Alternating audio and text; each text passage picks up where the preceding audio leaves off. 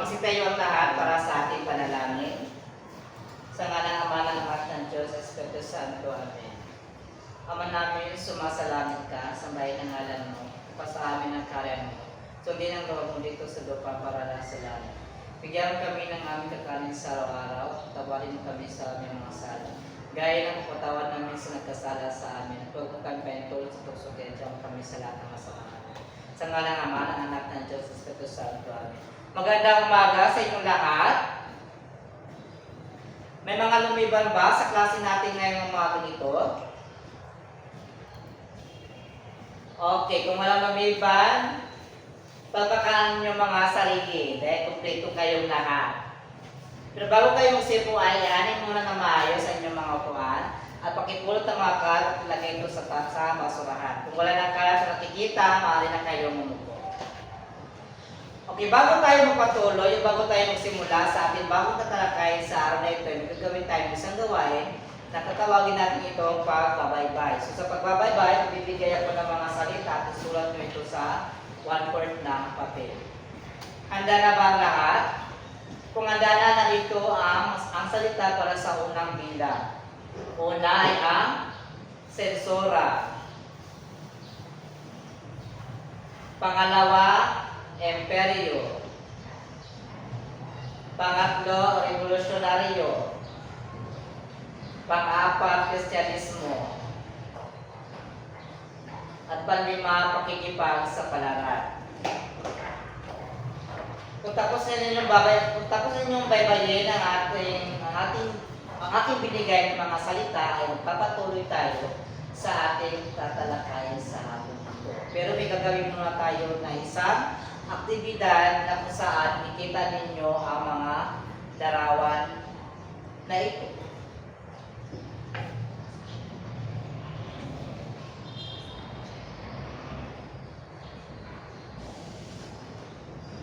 Dalang muna sa inyo ang papel, mamaya ay titikan natin yan pagtapos ng ating gawain. Dahil ang time natin ay limited lamang. Okay, ang gawain ito ay tawagin natin what I see, what I think, and what or I wonder. So, what I see, ano ang inyong nakikita? I think, ano ang nasa inyong mga isipan? At I wonder, ano ang inyong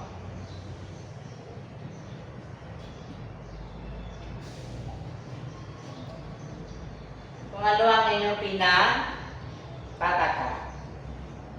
Okay, bakit sa larawan na iyan, ano ang inyong mga napapansin?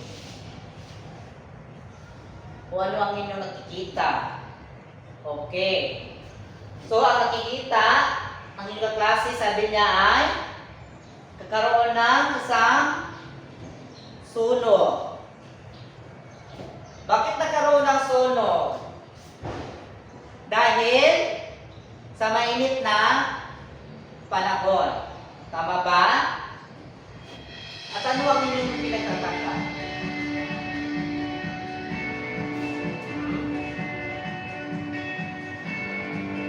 Itatataka nyo kung bakit nagkaroon ng sunog o saan nagmula ang sunog. Para sa pangalawang larawan, ano ang inyong kita o napapansin sa larawang iyan? Kita nyo ay isang patawat ng ating bansa. Ano ang inyong naiisip? O ano ang pinapaiwati dito? Ito ay ang bigay ng simbolo o tama ba, simbolo? Ano ang inyong pinagtataka? Sa watawat na yan? Okay. Para sa susunod na larawan. Ano ang inyong nakikita sa larawan na niyan? Dalawang tao nasasama? Tama, dalawang tao nasama. At ano ang inyong nasa isip? Marami sila ay pagkasintahan. Nagtataka kayo kung bakit sila ay hawak ng kamay. So, ibig sabihin, sila ay magkasintahan. Yung nasabi ko kanina. Bakit sa mga larawan na iyan na pinakita ko sa inyo, ano kaya ang ating paksa tatalakay sa umaga ito? Ano paksa ating tatalakay sa umaga ito? Tama! Ang tatalakay natin ngayong umaga ito ay tungkol sa kaligiran pangkasaysayan ng Florante at Laron na kung saan dito natin malalaman ang mga pagsubok o ang mga hamon na pinagdaanan ni Dr. Ceresano mga panahon na iyan. Ay, ni Balagtas, ni Francisco Balagtas, di ba sa Ceresano? Sorry. So ngayon narito ang unang talagay ng bansa sa panahon ng pagsulat ng akda. Meron tayong 5.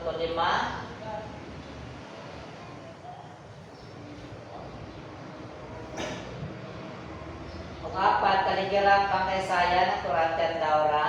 Pangalawa, kalagayan ng bansa sa panahon ng pagsulat ng akda. Malaman natin ang pagsulat ng akda ni Francisco Balagtas Baltasar. Sunod naman ay motibo ng may akda. Ano ang kanyang motibo at bakit niya naisulat ang Florante at Laura. Susunod naman ang talambuhay ni Balagtas. So dito natin malalaman kung ang talambuhay o background ni Balagtas sa kanyang buhay. So bago tayo magpatuloy sa ating tatalakay na narito muna ang ating layunin na dapat natin makamta sa pagtatapos ang ating tatalakay. Unang layunin, pakibasa. Nasusuri ang mga detalye tungkol sa buhay ni Francisco Balagtas at kanyang layunin at pagsulat ng akda. Pangalawa, na ipapaliwanag ang kalagahan ng pagbuo ng may akda sa Florante at Laura. Yan ang mga layunin natin na dapat matamo sa ating pagtatapos ng pagtatalakay. So bago yan, narito muna ang kahon ng mga ideya. Sa isang kalahating papel, gumuhit ng isang malaking kahon at punuin ito ng mga salita na nabatay sa dating kalaman na may kaugnayan sa akdang Florante at Laura. Sa bawat salita na may sulat ay may tig-iisang punto. So, ibig sabihin, bawat salita na may sulat ninyo, ito ay may katumbas na isang puntos. Okay, tapos na.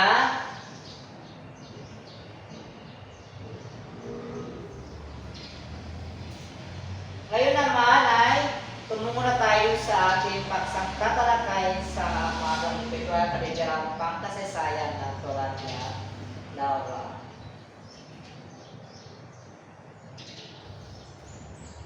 So una dito ay kalagayan ng bansa sa panahon ng pagsulat ng akda. Mahigit katundaan tayong sinakop ng Espanya ang Pilipinas. So, ibig sabihin, 300 years tayo sinakop ng Espanya. So, patong-patong ng mga kaso na di makatawa kontrato sa atin ng mga Espanya. Bakit kaya patong-patong ng mga kaso na di makatawa kontrato ng mga Espanya? Ano kaya ang ginawa nila sa Pilipinas o sa mga kababayan natin ng mga panahon na iyon? Bakit naging ganito ang sitwasyon? Mapupulang pang-ekonomiya at politika ang pakinabang at pamunay nakaakit sa kanilang pangtuloy sa kope ng ating bansa. So, ang pagpunta nila dito sa Pilipinas ay para tayo ay sa kope at para maging kaanit tayo ng mga Espanyol. Pero, may mga tinatago silang hakbang dito sa tinatago silang hakbang sa pagpunta nila dito sa Pilipinas. Ano ang kailang mga hakbang? Una, yung bigay na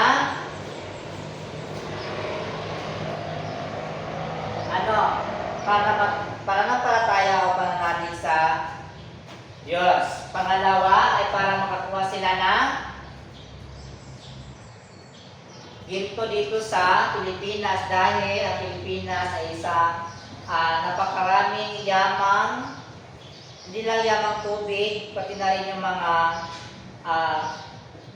kayamanan na kabaon na nakatago dito sa ating bansa. Pangatlo ay ang lori. Ito ay ang kanilang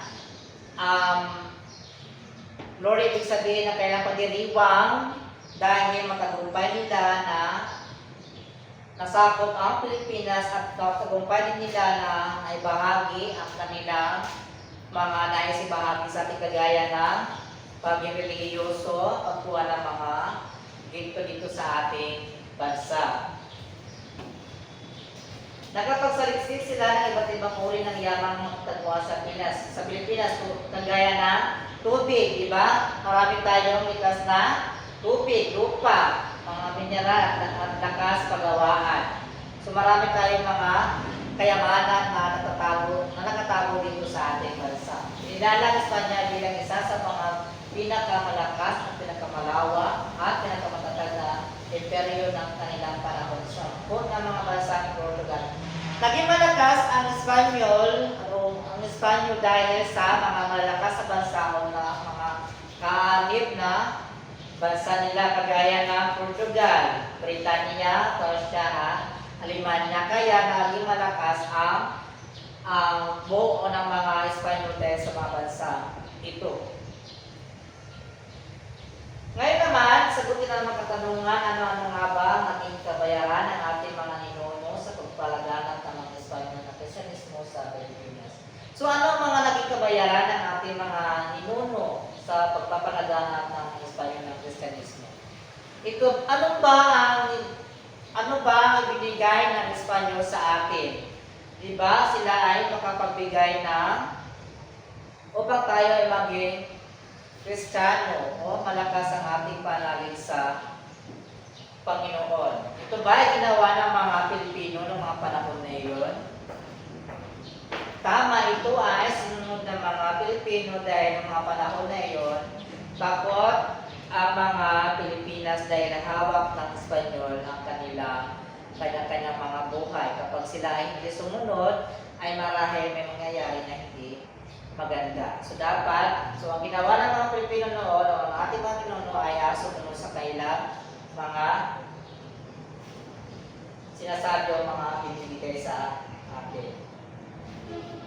Una ay ang paratangan ng lahat ng mga pantikan ng ating mga katutubo. Ano bang ibig sabihin ng pinaratangan? So ibig sabihin ng pinaratangan ay lahat ng mga akda ng papanitikan ay dapat hindi natin ito sundin, kundi ang panitikan nila ang ating susundin upang ito ang maging tatak ito sa puso at isipan ng ating mga ninuno. So yung mga panitikan natin ng mga panahon na iyon ay walang gamit dahil ito ay sinusunog ng mga Kristiyano dahil sinasabi nga na katutubong bilang mga likhang demonyo. So ang mga panitikan noon ay mga likhang demonyo umano dahil upang sunugin lahat ng mga kailang mga natatagpuan. So kailangan ang mga panitikan noon, kailangan wala silang makita ng mga sariling gawa natin dahil kung ito ay matagpuan nila, ito ay susunugin nila. Dahil ayaw nga nila na sariling ating dahil gawa nga ito ng Panginoon. Gusto nila yung panitikan nila yung gamitin natin. Pangalawa, ang pananampalatayang natuturo gaya ng pagsamasan ito sa mga puno at sa kalikasan ay pinagkarang ng kasalanan. So, gusto rin pagsama sa mga nito, di ba, ng mga panahon na yun, hindi pa naman uso o wala pa, mayroon mga reliyon na ang Pilipinas, pero karamihan ng panahon na yun ay sumasamba sa mga anito dahil naniwala tayo na sila ang magbibigay sa atin na sila ang magbibigay sa atin na kaligtasan sa mga halimbawa sa mga puno. Ang mga puno noon sinasamba, di ba? Ngunit ito ay sabi ng mga Espanyol, hindi dapat ganyan, dapat hindi maging putakya sa isipan ng mga Pilipino na sabay ng puno. At sa kalikasan tinatang makasalanan. Ang kalikasan daw ay tinatang makasalanan. Bakit kayo huwag yung makasalanan ng kalikasan? Dahil ito sa pagsasamba natin Kaya ganun ang naging paraan ng mga Espanyol na sila ang nagbigay sa atin ng relihiyon o sila ang nagbago sa atin ng relihiyon na Kristiyano o baging Katoliko.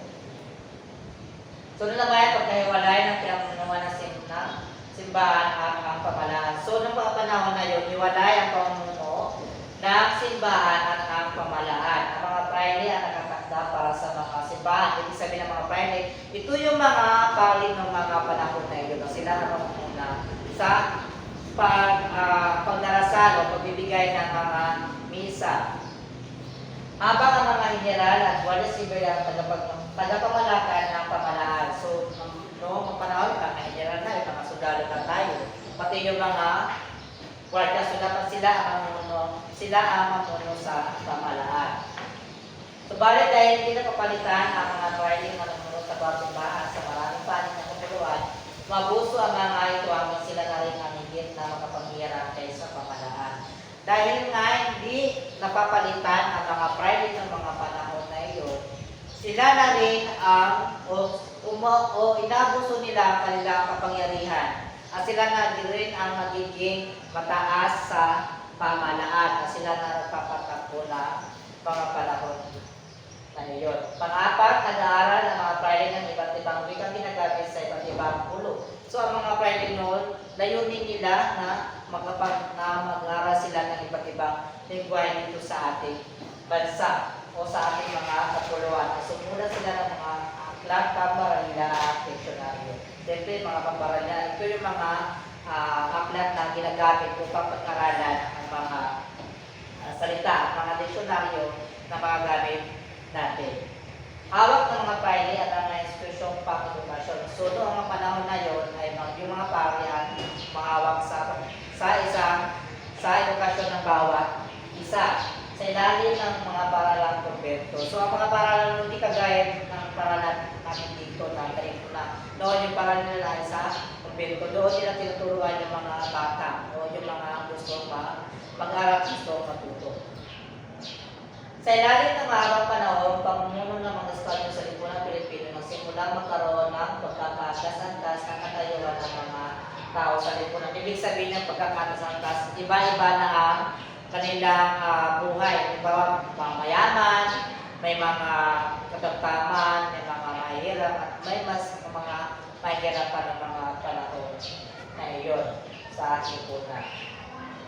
So ngayon naman, narito ang pagkakatas-antas sa katayuan ng mga tao sa lipunan. Una ay ang Indio. So sila ang naturong Pilipino na nasa pinakamababang antas sa katayuan ng lipunan. So ito yung mga, sabihin natin, ito yung mga nasa laylayan ng ating lipunan o yung mga taong mahihirap na mga panahon na yun. So pangalawa naman, ito yung mga Ilustrado. Sila ang mga Pilipino mayaman at may pinag-aralan.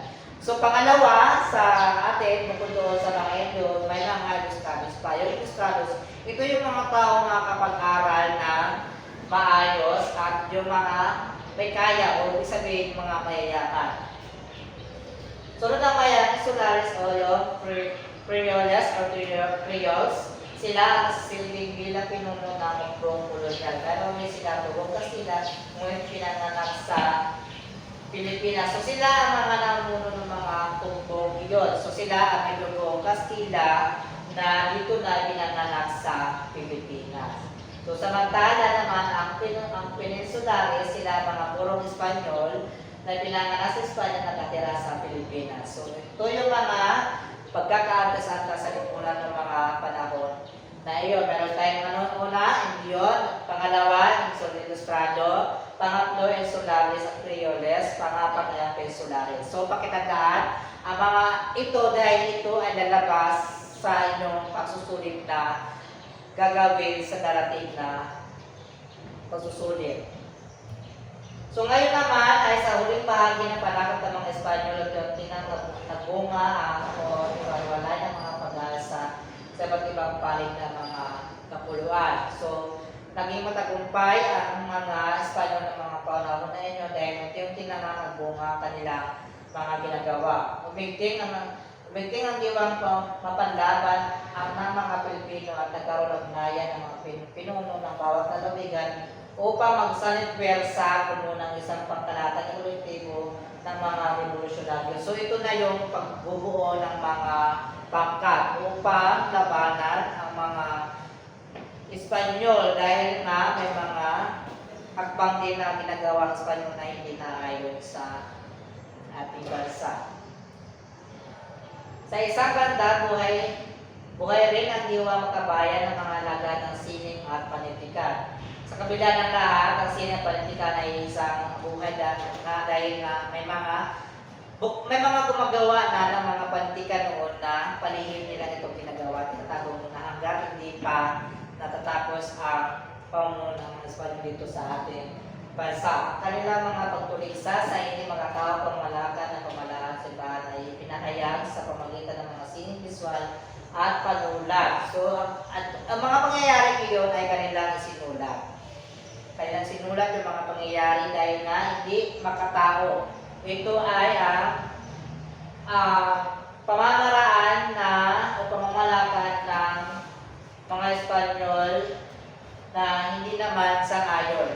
Dahil nga ba, yung mga namumuno doon ay yung mga simbahan, yung mga Friday, sila yung namumuno, sila na yung mas mataas na namumuno doon. Pangalawa naman ang sa pangalanan ko sa ang muna ito ng mga civil-militar na mga general. Sa gitna ng diktador, pamalakan ng mga Espanyol ng mga pangaas sa paglabas ng mga papanuligsang babasahin pagkakang pagpupulong ay lagi ng may banta ng sensura. So ito na yung binigay ko na pagbabaybay kanina, ang una yung sensura. So ito ang proseso na pagkilapis sa mga Espanyol sa lahat ng uri ng sining. So ang sensura ito yung kailang pamamaraan o pagkilapis at ginawang sining o pagkalastas, panitikan at iba pang uri bago ang pagkilipag sa mga ito sa exposure sa publiko. Ibig sabihin, exposure in the public sa English pa. Na kailangan suriin muna ang mga ginawang akdang pampanitikan na naaayon sa kanilang mga ginawa. Kailangan, di ba, sabi yung kanina, kailangan yung panitikan ng mga Espanyol lang ang dapat nakasulat at wala nakahalo, walang sariling atin ang nakahalo doon sa mga sulatin yun. Tanging ang nailing magdama ng mga aklat ay kanilang tungkol sa relihiyon at pananampalataya. So, ang mga ginawa doon ay tungkol lamang sa aklat ng mga relihiyon. So, mga religyoso o mga pananampalataya ng mga Pilipino. Labanang Moro at Kristiyano. So, alam niyo ba ano yung Moro? Yung Moro ito ay ang Muslim at ang Kristiyano. So, labanan ito na Moro at Kristiyano na tinatawag na tumigyan ng Muro-Muro, Balarila o Yanshu Labyo. So, ito yung mga nailimbag ng mga panahon ng mga Espanyol. Sunod ng panahon ni Francisco Baltazar ang siyang mayagdan ng Turang Katlawa. Nilimbag ang kanyang awit ng Turang Katlawa sapagkat ang estilong ginamit ng mayagdan ay ang hindi bulgaran. So, si Balagtas gumawa ng isang paraan na kung saan ay hindi niya binulgar yung mga nakasulat doon sa kanyang ginawang tawag nito, awit na tungkol sa Turante at Laura. Ngunit hindi alam ng mga Espanyol na ito ay may mga nakatagong may mga nakatagong impormasyon na kung saan dito na nila parang tinakpan lang ng gawang Espanyol yung gawang atin o yung gawa ni Francisco Balagtas para hindi nila malaka na ito ay ang gawa ng sa Pilipino. Pagbunyag ng pagtuligsa sa pamanaang Kastila ng mga panahong iyon. So, ang Turante at Laura pala ay isang pagbubunyag ng pagtuligsa sa pamanaang Kastila. So, ibig sabihin ng pagtuligsa laban sa mga Kastila ng mga panahong iyon. So, sunod naman ang talaga ng motibo ng mayakda sa pagsulat ng Turante at Laura at ang buhay ni Balagtas. So, narito ang kanyang video dahil nag-loading pa. So, itayin naman natin. Tanong, sino ang kinilala bilang prinsipe ng panulaang Tagalog? Sino kinilala? Sino kinilala ng bilang prinsipe ng panulaang Tagalog? Walang ibang kundi si Francisco Balagtas o Francisco Baltazar. So, ang kanyang pangalan ay Francisco Balagtas at ang kanyang ginamit sa kanyang panulat ay Francisco Baltazar. Dahil ito ay mula sa lingwaheng Espanyol.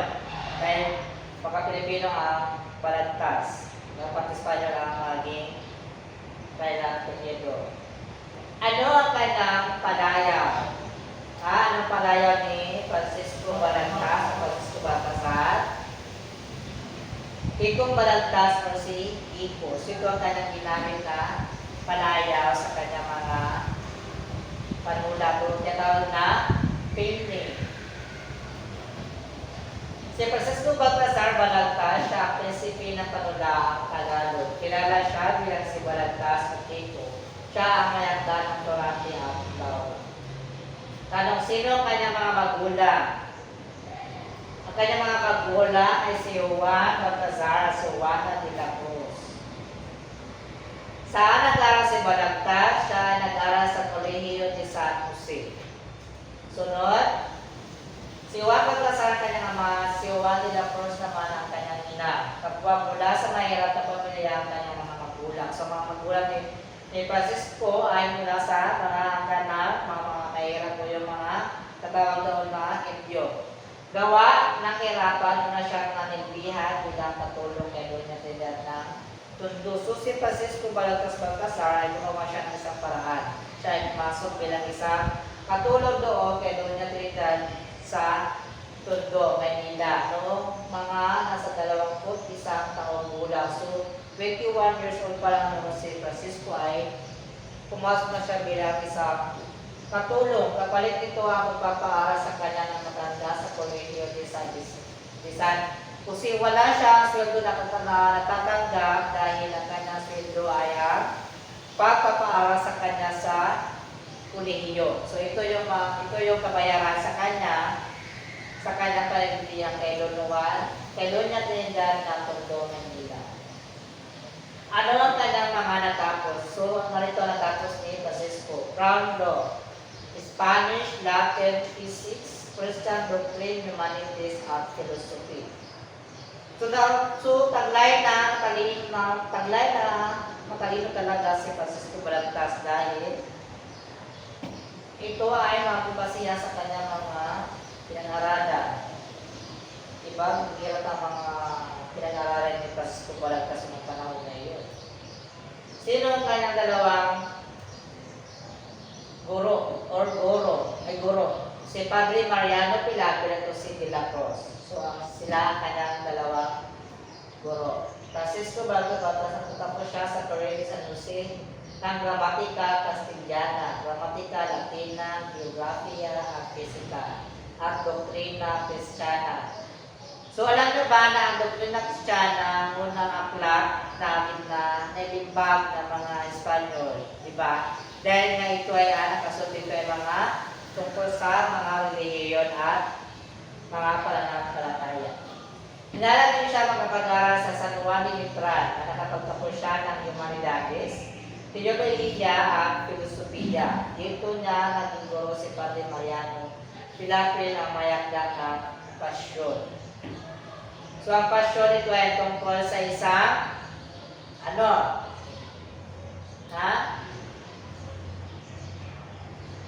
tungkol saan? Pasyon ay tungkol sa buhay ni Jesus. Nakikilala siya sa larangan ng pagbigkas at tulak na bansagang isang makata. Dahil magaling ang pagkakabigkas ni Francisco Balagtas, siya ay tinugurian isang makata dahil gumagamit siya ng mga makatalinhaga o yung mga malalalim na mga salita o yung mga magugulang laki para bigyang buhay ang isang tula na kanyang ginawa o ng kanyang mga nagawa. Nabuksan ang pagkakataon si Balagtas na makahingi ng tulong mula kay Jose de la Cruz o kilala sa tawag na Jose Sisi. Sa kanya siya nagpatulong sa pagsayos ng isang tulang alay sa babae na isang hantungan ng pagsinta. Susi Francis Balagtas ay gumawa ng isang tula tungkol sa kanyang iniibig o na isang babae na gusto niya gawa nito ng isang tula para mapauho niya o mabigyan niya ito ng saya o ng kaligayahan sa pamagitan ng isang tula. Subalit hindi siya dito natulungan sapagkat wala siyang dalang sisyo bilang kabayaran. So si De la Cruz ay hindi niya natulungan na gawan ng tula tungkol sa kuhandugan ng tula ang kanyang sinisinta dahil wala siyang dalang kabayaran. Alam niyo ba kabayaran dala niya sa sisiyo bilang kabayaran sa pagtuturo ng tula ni Jose de la Cruz. Kaya siya tinawag na Jose Sisiyo dahil ang nagkabayaran ay ang Sisiyo. Sino ang unang babaeng hinibig ni Balagtas? Si Maria Asuncion Rivera. Siya ang unang babaeng hinibig ang pinatugan ng isang tula ni Francisco Balagtas Baltasar. Sino ang kariban ni Balagtas? Si Mariano Capuli. Mamaya malaman natin kung sino si Mariano Capuli. Mula sa Tondo, lumipas si Balagtas sa Kandakan, Maynila. Dito na nakilala si Maria Asuncion Rivera, Musilia na kalaunan ay napaibig. Yeah, so diba, dahil sa kanyang talaga mataga na paghihintay sa kanyang minamahal na si Asuncion Rivera, ay kalaunan ay napaibig niya rin ito. Ngunit tumanda si Maria Capuli sa pag-ibigan nila. Siya ay nagmula sa isang makapangyarihan patuloy. So si Mariano Capuli pala naman panahon na yun na siya ay isang mayaman o may kaya na isang tao. Kaya handang siya sa pag-iibigan ni Francisco Baltasar at ni Maria Asuncion Rivera dahil si Francisco ay isang nahirap lamang. Sa loob na nagabako ng mga riyas ng silda, pinanganak ang isang kumpara ni Balagtas, ang Turante at Laura. So, ibig sabihin, si Turante, si Francisco ay siya ay nagulong at doon niya ay pinagpatuloy ang kanyang kumpara na Turante at Laura. Ang unang bahagi ng awit kay Silya ay naalay niya kay Maria Asuncion Rivera na siyang minahan niya ng labis at naging dahilan ng kanyang pagkakadugmok. So, ibig sabihin, talagang pinahapalaga ng totoo at tunay ni Francisco Balagtas si Maria Asuncion Rivera. At dito na, pagkakadugmok ko sabihin, parang nawala na sa lahat ng kanya dahil sa pag-ibig na kanyang binigay kay Maria Asuncion. Bukod pa kay Silya, nalikha ni Balagtas ang Turante at Laura Bitbit ang ngayon ay makapagpapahayag ng mga pang-abuso at pagmamalupit ng mga Espanyol. So, ibig sabihin, Bitbit, bago na isulat ang Turante at Laura tungkol kay Silya ay sabi dito na Bitbit ang layunin makapagpahayag. So, ang Turante at Laura, ibig sabihin ito ay dala nito ang isang layunin na nagpapahayag tungkol sa pang-abuso at pagbabalupit ng mga Espanyol sa mga Pilipino noong panahon na iyon. So, inilarawan sa tula ang tunay na kalagayan. So, ipinahayag doon sa tula ang tunay na naging karanasan ng mga Pilipino. Inilarawan sa tula ang ating bayan noon at ang mga pang-araw-araw na araw sa buhay ng Iglesia ng katarungan. Dahil pinagkaya ng katarungan, pagmamahal, paggalang sa mga nakatatanda, sipan, tiyaga, disiplina at kapahisanan ng mga panahon. Yun. Unang-unang ngayon na malalaman natin katarungan ng mga katangian na awit. So ang awit ay isang uri ito lang pasalaysay na pinupunan. Ikaapat na karugtong ang bawat saklong. So, ibig sabihin, bawat saklong na may apat yung kalugtod. Ito isang kalugtod. Apat na nasa dalawahing panty ang bawat kalugtod. Ibig sabihin, dalawahing panty. Halimbawa, ganyan. Ipapanti-panti ng mga bawat kalugtod. Isang tradisyon sa dulong tugma. So, dapat sa tugma, kailangan magkakatugma. Kung ano yung muling binigkas doon sa unang taludtod, na siya rin yung magiging bigkas o magkasintulog sa muling bigkas ng isang tula. Kagaya na Florante at Laura. 20 sino ang tatatwas, sino ang tataro kaya sa mahal mong lihim Diyos na dakila, walang mangyayari sa balat ng lupa at di may kagalingan inyong hinanasa. So ito, yan ay apat na taludtod. So, bawat taludtod ay may lalabing dalawa. Ibig sabihin, may 12 sukat o pancake. So, tingnan nyo, bilangin nyo ang bawat taludtod na yan may 12. At sa bawat taludtod na yan ay magkakatugma ang muling bigkas ng mga salita. Halimbawa, kaya, dakila, lupa, hinanasa, di ba magkakatugma ang kanilang masahuliyang salita. So, dahil ito ang karaniwang paksa ng mga awit, pakikipagsapalaran ng isang bayani, relihiyoso at alamat. So, ito ang mga karaniwang paksa ng mga awit. Tatlong elemento, ang awit ay may tatlong elemento. Ito ang himala at ang kilala sa mga pangyayari. Yung mga pangyayari na hindi mo malilimutan. Ito yung kilala sa pag-ibig.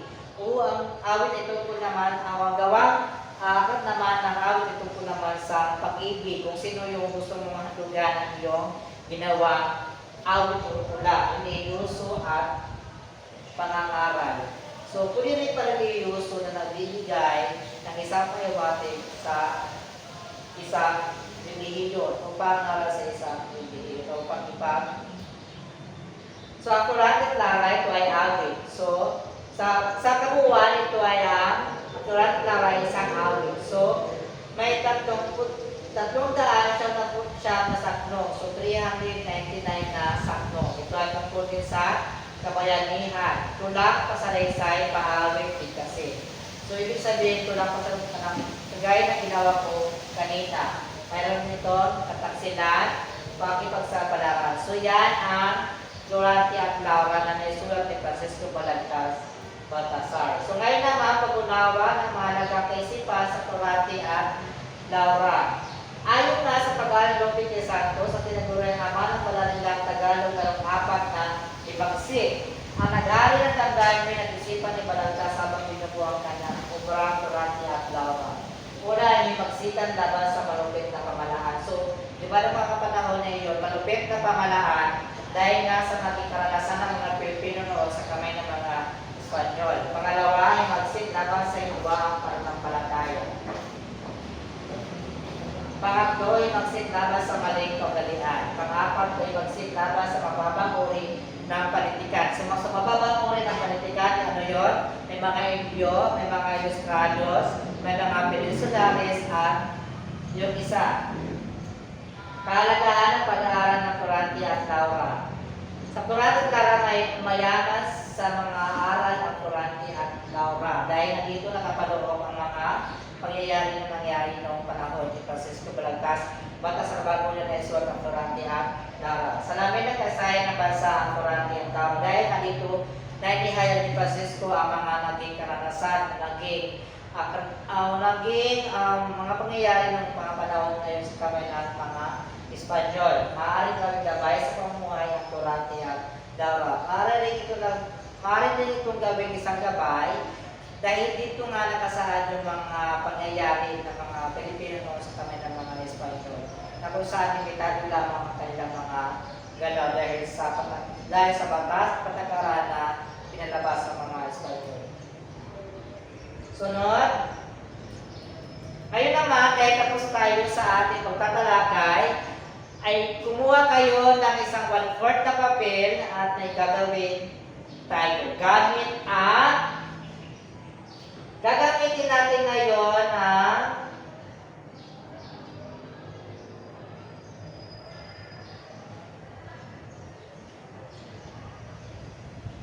gamit ang isang wisdom. Handa na ba para sa ating gagawin? Kung handa na, isulat ang tamang sagot sa papel.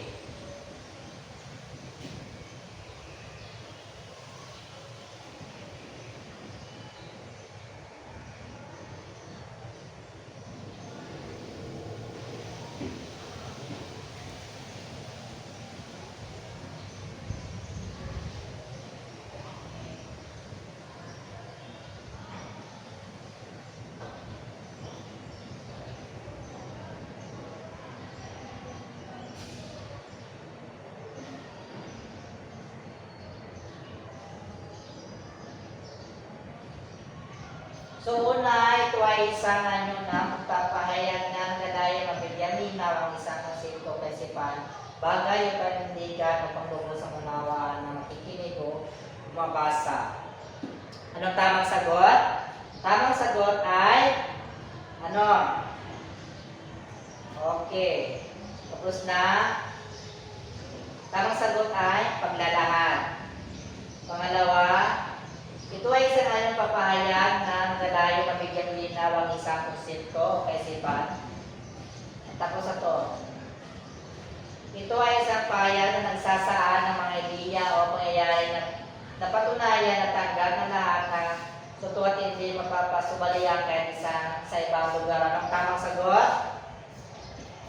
Okay, tama. Tamang sagot ay tamang sagot ay katotohanan. Okay. Pangatlo, ito ay isang pananaw ng isang tao, bangka, ang maaaring totoo, subalit maaaring pasubalian ng iba higit na sa balagtasan. Opinion.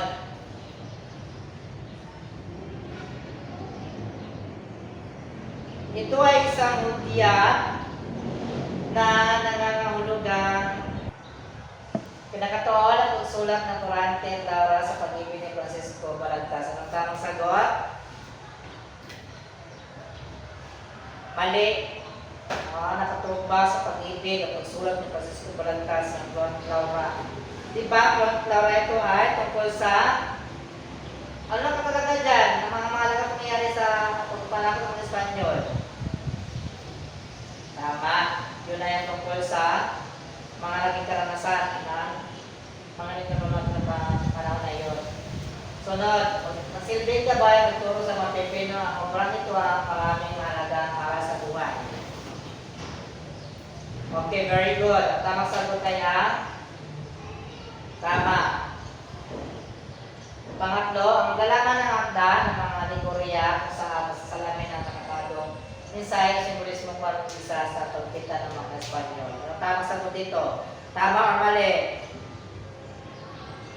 Mali. Tamang sagot ay tama. Ngayon, sunod, ang galaman ng akda ng mga alegorya sa salamin, ang mga nakatagong mensahe simbolismo para isa sa pagkita ng mga Espanyol. Anong tamang sagot? Tama or mali? Tama. Mali kayo dyan. Tama yung pahayag.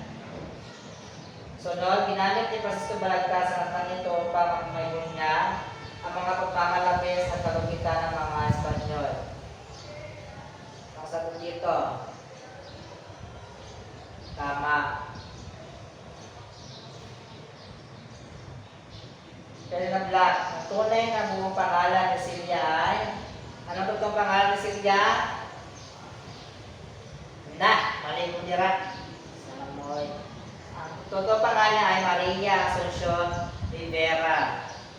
Ang Silya, yun yung binigay na pangalan ni Francisco sa akda. Para nagbago ko itong pangalan ng kanyang iibig ko kanyang sinisinta. Right? Ating mo nila ko yung sinta ganin, hindi pa kayo ko. Sunod. Sino ang kariban ni Balagtas kay Silya? Sino yon? Yung mayamang tao na handang sa kanyang pag-ibigan? Sino? Mali. Si Nanong Kapuli, di ba? Si Nanong Kapuli lang sa kanila pag-ibigan o hindi siya sangayon sa kanyang pag-ibigan dahil si Francisco ay isang nahirap lamang. Siya ay nasa nilayan na ating lipunan ng mga panahon na iyon. Ngunit siya ay nakapagtapos naman ang iba't ibang kurso. Sunod. Anong tao ni sinulat ni Balagtas ang Kurante at Laura? Batay doon sa paligiran na tinalakad kanina, anong tao ni sinulat ni Balagtas ang Kurante at Laura? Ha? 1978? Na? Hindi kayo nag-take note. Dapat nag-take note kayo. Ang tamang sagot ay 1838. Hindi siya 1978. Talagang alam ko yung dapat. Sunod, tao na naging dahilan ng pagkakakulong ni Balagtas. Sino? Ha? Si Mano? Si Mariano Capuli. Last number. Panahon ng blank na sinulat ang Kurante at Laura.